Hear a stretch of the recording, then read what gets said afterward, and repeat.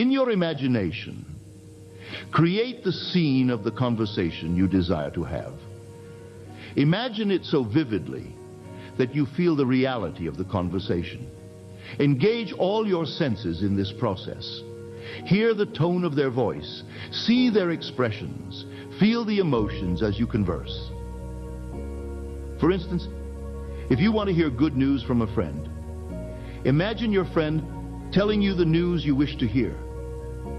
Feel the excitement, joy, or relief that accompanies the conversation.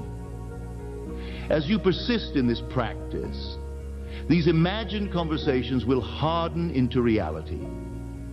Remember, your imagination is the creative power within you.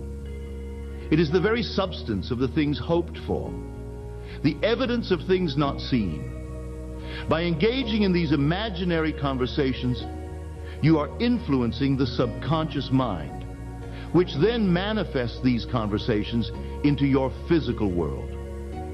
So tonight, as you lie down to sleep, bring into your mind the faces of those you wish to hear from, and imagine they are telling you exactly what you wish to hear.